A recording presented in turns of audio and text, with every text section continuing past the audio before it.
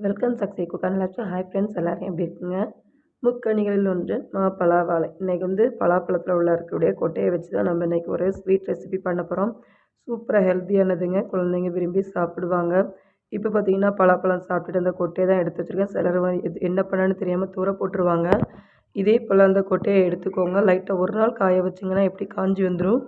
அதுக்கு பிறகு இதேமாரி லைட்டாக கட் பண்ணிவிட்டு அந்த தோலை மட்டும் உரித்து எடுத்துக்கோங்க. வேக வச்சு உரித்து எடுக்கலாம், இல்லைனா உரிச்சிட்டும் நம்ம வேக வச்சு எடுத்துக்கலாம்.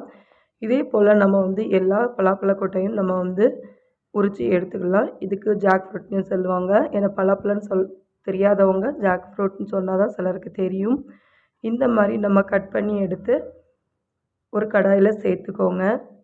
பார்த்திங்களா, தோலெல்லாம் நம்ம எடுத்தது எவ்வளோ அழகாக இருக்குது. இது ஒரு தண்ணி விட்டு ஒரு வாஷ் பண்ணி எடுத்துக்கோங்க. அதுக்கு பிறகு நம்ம குடிக்கிற தண்ணி விட்டு நீட்டாக பாயில் பண்ணி நம்ம எடுத்துக்கலாம். அதாவது இந்த பலாப்பழ கொட்டை மூழ்கிற அளவுக்கு நம்ம தண்ணி விட்டுக்கலாம்.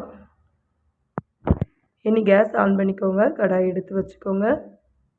இது ஒரு 5 நிமிஷத்துக்குள்ளே ஓரளவு நமக்கு பாயில் ஆகிடும். ரொம்ப நல்லா பாயில் ஆகணும்னு நமக்கு தேவையில்லை. குக்கரில் விட்டிங்கன்னா ஒரு விசிலோட ஸ்டாப் பண்ணிக்கோங்க. மசிஞ்சிச்சுன்னா நம்ம உருண்டை பிடிக்கிறதுக்கு சரியாக வராது. இப்போ பார்த்தீங்கன்னா நமக்கு நல்லா கொதிக்க ஸ்டார்ட் ஆகிடுச்சு. இன்னும் ஒரு நிமிஷம் நம்ம கொதிச்சா போதும். இது வரைக்கும் உப்பு சேர்த்துக்கல. கொஞ்சமாக 1/4 டேபிள் ஸ்பூன் அளவு உப்பு சேர்த்துக்கோங்க. நம்ம உப்பு சேர்த்தோன்னா தான் அதோட டேஸ்ட்டே தனியாக இருக்கும். இனிப்பு உப்பு சேரும்போது அதோட டேஸ்ட்டே ஸ்பெஷலாக இருக்கும். இப்போ பார்த்திங்கன்னா பலாப்பழ கொட்டைகள் நமக்கு நல்லா வெந்து வந்துடுச்சு. இனி நம்ம கேஸை ஆஃப் பண்ணி வச்சுக்கலாம். இப்போ பார்த்தீங்கன்னா ஒரு 1/4 முறி அளவு தேங்காய் துருவி எடுத்துக்கேன். தேங்காய் துருவி எடுக்கிறதே நல்லது. சின்ன சின்ன சைஸாக துருவி எடுத்துக்கோங்க.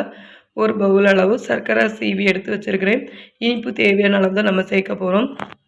இப்போ பார்த்தீங்கன்னா நம்ம பலாப்பழ கொட்டை எல்லாத்தையுமே ஒரு பிளேட்டில் மாற்றிக்கலாம். அது ஒரு 2 நிமிஷம் ஆறட்டும். பார்த்திங்கன்னா அது வெந்து வந்திருக்கும்போது எவ்வளோ அழகாக இருக்குது. ஆனால் தோலோடு நீங்கள் வேக வச்சு எடுத்திங்கன்னா அதுக்கு பிறகு சூடோடு இருக்கும், டைம் ரொம்ப ஆகும். அதனால் நம்ம இதேமாரி தோல் உரித்து நம்ம எடுத்துக்கலாம். இனி பலாப்பழ கொட்டையை நல்லா வெந்ததை இதேமாரி 3-4 பீஸாக கட் பண்ணி எடுத்துக்கோங்க. மிக்சியில் முழுசாக போட்டு அடித்தோன்னா ரொம்ப கஷ்டம்.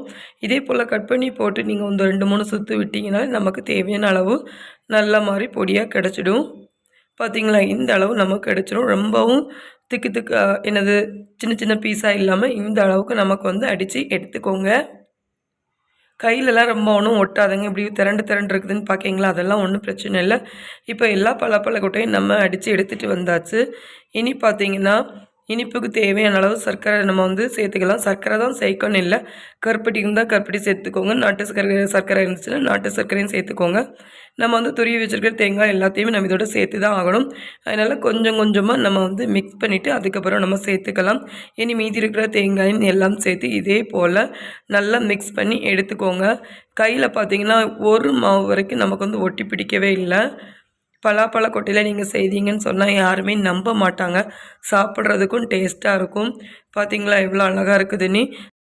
மீதி இருக்கிற எல்லாத்தையுமே இதே போல் சின்ன சின்ன அளவு உருண்டையாக நம்ம உருட்டி எடுத்துக்கலாம் ஃப்ரெண்ட்ஸ். இது ரொம்பவே சிம்பிளானது. காசு கொடுத்து வாங்கி நம்ம பலாப்பழ கொட்டையை ஏன் துறப்பட போகிறோம். இதேமாரி நம்ம செய்து சாப்பிட்டோங்கன்னா நமக்கு யூஸ்ஃபுல்லாக இருக்கும். இதில் கிரேவியும் வைக்கலாம். இப்போ பார்த்திங்கன்னா நமக்கு எல்லா பலாப்பழ கொட்டையும் நம்ம ஒரு உருண்டையாக பிடிச்சி எடுத்தாச்சு. ஈவினிங் ஸ்நாக்ஸ் நமக்கு ரெடி ஆகிடுச்சு. பலாப்பழத்தை உங்கள் ஊரில் என்ன பேர் சொல்லுவாங்கன்னு கமெண்ட் பண்ணுங்கள். பிடிச்சிருந்தால் லைக் பண்ணுங்கள், ஷேர் பண்ணுங்கள், சப்போர்ட் பண்ணுங்கள். தேங்க்யூ.